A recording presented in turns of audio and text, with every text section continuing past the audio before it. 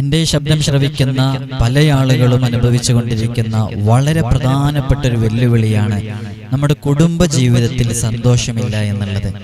വൈവാഹിക ജീവിതത്തിലേക്ക് പ്രവേശിച്ചതിൻ്റെ ശേഷം 1, 2, 3 വർഷം മാത്രമാണ് സന്തോഷത്തോടുകൂടെ ജീവിച്ചത്. അതിനുശേഷം മുഴുവൻ ജീവിതം അവതാളത്തിലായി, പരസ്പരം സംശയത്തിലായി, പരസ്പരം ഇല്ലാത്ത പ്രശ്നങ്ങളുടെ പേര് പറഞ്ഞ് അതൊക്കെ അന്വേഷിച്ചു നോക്കിയാൽ വളരെ നിസ്സാരമായ വിഷയങ്ങൾ, അത്തരം വിഷയങ്ങൾക്ക് വേണ്ടിയിട്ടൊക്കെ അത് വ്രണപ്പെട്ട് വലിയ വിഷയങ്ങളായി മാറി ദാമ്പത്യ ജീവിതത്തിൽ, കുടുംബ ജീവിതത്തിൽ വലിയ പ്രയാസങ്ങൾ അനുഭവിച്ചു കൊണ്ടിരിക്കുന്ന ഒരുപാട് ആളുകൾ.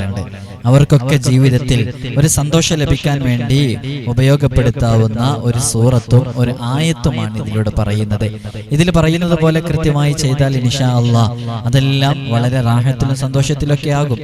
അത് മഹാന്മാർക്കൊക്കെ അങ്ങനെ നിർദ്ദേശിച്ചു കൊടുത്തപ്പോൾ വലിയ അനുഭവമുള്ള സൂറത്താണ് ഇൻഷാ അല്ലാഹ്. അള്ളാഹു നമുക്ക് തൗഫീഖ് നൽകി അനുഗ്രഹിക്കുമാറാകട്ടെ.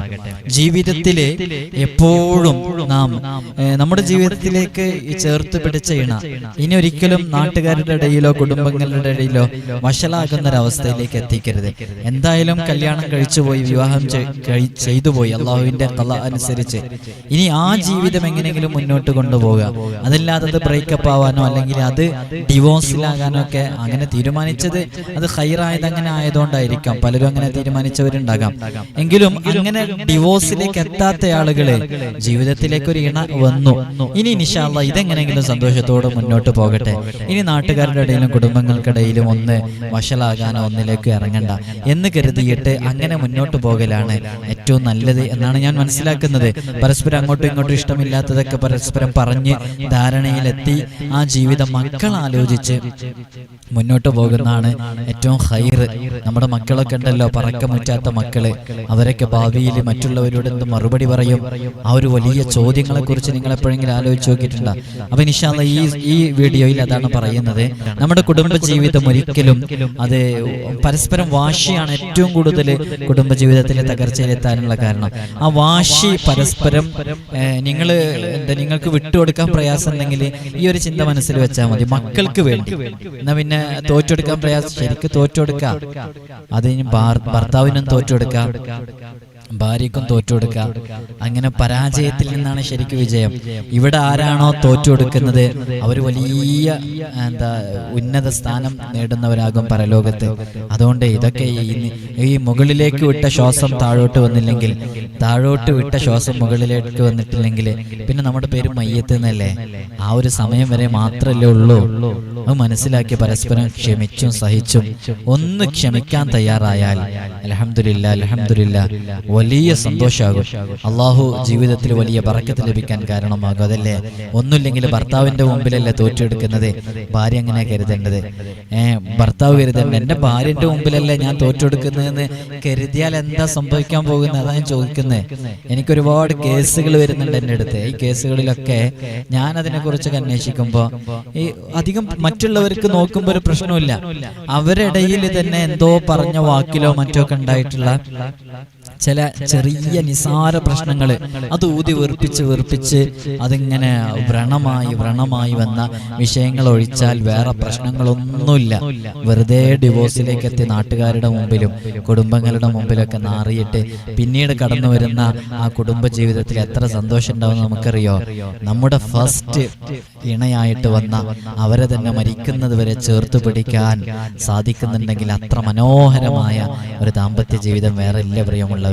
അതുകൊണ്ട് ക്ഷമിക്കുക, നല്ലോണം ക്ഷമിച്ചാല് അസ്വബർ നിസ്ഫുൽ ഈമാൻ എന്നല്ലേ, നല്ലോണം ക്ഷമിച്ചാൽ വലിയ പ്രതിഫലം ലഭിക്കുകയും ചെയ്യും. അതേപോലെ തന്നെ ഈ ഒരു പ്രയാസത്തിൽ നിന്ന് രക്ഷ നേടാൻ കാരണമാകും ചെയ്യും. നമ്മൾക്ക് ഈ ഡിവോഴ്സിലേക്ക് എത്തി ഇത്തരം തീരുമാനങ്ങളൊക്കെ എടുക്കുമ്പോൾ നമ്മുടെ ഉമ്മ ഉപ്പ മാതാപിതാക്കളൊക്കെ ഏത് രൂപത്തിലാണ് അതിനൊക്കെ കാണുക? എല്ലാത്തിനും ഉപരി നമ്മുടെ മക്കള് നാളെ അവരെന്ത് മറുപടി പറയും മറ്റുള്ളവരുടെ മുമ്പില്? എന്തായാലും പരസ്പരം അങ്ങോട്ടും ഇങ്ങോട്ടും നേർക്ക് രണ്ടായി ചൂണ്ടിക്കാണിക്കേണ്ട ഒരു അവസ്ഥ ഉണ്ടാവരുത്. അതുകൊണ്ട് തന്നെ കുടുംബജീവിതത്തിൽ നല്ല ഖൈർ ഉണ്ടാവാൻ വേണ്ടിയിട്ട് ഞാൻ ഈ പറയുന്ന ഈ ആയത്ത്, ഈ സൂറത്ത്, ഇത് നിങ്ങൾ വളരെ ആത്മാർത്ഥമായി ജീവിതത്തിൽ പകർത്തിയാൽ വലിയ ഖൈർ ജീവിതത്തിൽ ലഭിക്കും. പരസ്പരം ഐക്യമില്ലാതെ കഴിയുന്നവരാണെങ്കിൽ ഐക്യം ലഭിക്കാൻ അത് കാരണമാകും. അല്ലാഹു സുബ്ഹാനഹു വ തആല തൗഫീഖ് നൽകി അനുഗ്രഹിക്കുമാറാകട്ടെ.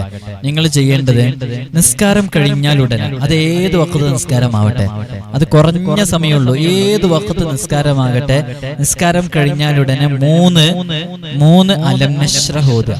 അലം നശ്റഹിന് ഞാൻ സമയം ദീർഘിച്ചു പോകണ്ടെന്ന് വിചാരിച്ചിട്ടാ. അലം നശ്റഹിന് വലിയ ഫലമുണ്ട്. 3 അലം നശ്റഹ് ഓതുക. 3 അലം നശ്റഹ് ഓതുമ്പോൾ മനസ്സിന്റെ ഉള്ളില് ഇന്നാലിന്ന ആൾക്ക് എന്നോട് സ്നേഹമുണ്ടാകണേ, ഇന്നാലിന്ന ആൾക്ക് എന്നോട് എന്തോ വെറുപ്പുണ്ട്, ആ വെറുപ്പൊന്ന് മാറ്റി കിട്ടണം, നല്ല സ്നേഹത്തോടു കൂടെ കഴിയണം എന്ന നിയ്യത്ത് അവരുടെ പേര് മനസ്സിൽ കരുതിയിട്ട് നല്ല നിയ്യത്തോടു കൂടെ ചെല്ലുക. എന്നിട്ട് 3 അലം നശ്റഹ്. അത് കഴിഞ്ഞ് വലാകിന്നല്ലാഹ അല്ലഫ ബൈനഹും ഇന്നഹു അസീസുൻ ഹകീം. വലാകിന്നല്ലാഹ അല്ലഫ ബൈനഹും ഇന്നഹു അസീസുൻ ഹകീം. വലാകിന്നല്ലാഹ അല്ലഫ ബൈനഹും ഇന്നഹു അസീസുൻ ഹകീം. ഇത് 3 പ്രാവശ്യം കഴിഞ്ഞു. അമല് കഴിഞ്ഞു. ഇത് മഹബത്തിന്റെ ഒരു ആയത്താണിത്. പരസ്പരം അങ്ങോട്ടും ഇങ്ങോട്ടും ഇണങ്ങാനുള്ള ഒരു ആയത്താണിത്. അപ്പോൾ അള്ളാഹു നമ്മുടെ ആ പിണക്കങ്ങളൊക്കെ മാറ്റിയിട്ട് നല്ല സന്തോഷത്തോടുകൂടെ സ്വരചേർച്ചയിൽ നമ്മുടെ ജീവിതം മുന്നോട്ട് കൊണ്ടുപോകാൻ കാരണമാണ്. അപ്പൊ ഈ ആയത്ത് ചൊല്ലുമ്പോൾ നിങ്ങൾ മനസ്സിൻ്റെ ഉള്ളിൽ പ്രത്യേകം അവരെ കരുതിയിട്ട് അള്ളാഹു നല്ല സ്നേഹബന്ധം നൽകട്ടെ എന്ന നിയ്യത്തോടുകൂടെ ഒരു 2 മിനിറ്റല്ലേ ഇതിനാവശ്യം വരുള്ളൂ. ഇത് ആ നിസ്കാരം കഴിഞ്ഞ് അവിടെ ഇരുന്ന് നിങ്ങൾ അങ്ങനെ തന്നെ ചൊല്ലിയിട്ട് എഴുന്നേൽക്കുന്ന രൂപമാണ് വേണ്ടത്.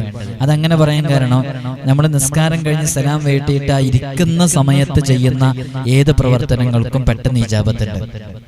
അത് മുത്ത് ഹബീബ് സല്ലല്ലാഹു അലൈഹി വസല്ലം തങ്ങളെ പഠിപ്പിച്ച നിസ്കാരം കഴിഞ്ഞ് അതേ ഇരുത്തത്തിൽ ഇരുന്ന് ചെയ്യുന്ന ഏത് അമലിനും വലിയ ഇജാബത്തുണ്ട്, ഉത്തരം കിട്ടും. അത് നബി തങ്ങൾ അങ്ങനെ പഠിപ്പിച്ചും ചെയ്തിട്ടുണ്ട്. അങ്ങനെയുള്ള ആളുകൾക്ക് മലക്കുകൾ വലിയ ഉത്തരം ചെയ്യാൻ വേണ്ടിയിട്ട് പ്രത്യേകം ദുആ ചെയ്യുകയും ചെയ്യും. അപ്പൊ മുസല്ലയിൽ ആ ഇരിക്കുന്ന ആ ഇരുത്തത്തില് 2 മിനിറ്റ് കൊണ്ട് വെറും 2 മിനിറ്റ് കൊണ്ട് ചൊല്ലി തീർക്കാൻ പറ്റുന്ന വലിയ ഫലമുള്ള ഒരു സൂറത്തും ആയത്തുമാണ് മവദ്ദത്തിന്റെ മഹബ്ബത്തിന്റെ സ്നേഹത്തിന്റെ ആയത്ത്. നിങ്ങൾ ജീവിതത്തിൽ പകർത്തുക ഇൻഷാ അല്ലാഹ്. ഇത് ചൊല്ലാനും ഇത് ജീവിതത്തിൽ പകർത്താനും ഇൻഷാ അല്ലാഹ് നിങ്ങൾക്ക് അനുവാദവും ഇജാസത്തും സമ്മതമൊക്കെ നൽകിയിരിക്കുന്നു. നിങ്ങൾ ഓരോരുത്തരും ഇനി സെപ്പറേറ്റ് എന്നോട് ഫോൺ വിളിച്ച് അത് ചോദിക്കേണ്ട ആവശ്യമില്ല എന്ന് ഓർമ്മപ്പെടുത്തുകയാണ്. അല്ലാഹു നമ്മുടെ കുടുംബ ജീവിതത്തിൽ വലിയ ബറക്കത്ത് നൽകട്ടെ. എല്ലാവരും ദുആയിൽ ഉൾപ്പെടുത്തണമെന്ന് ഓർമ്മപ്പെടുത്തുകയാണ്. എല്ലാവർക്കും അല്ലാഹു സന്തോഷം നൽകട്ടെ. അസ്സലാമു അലൈക്കും വറഹ്മത്തുള്ളാഹി വബറകാതുഹു.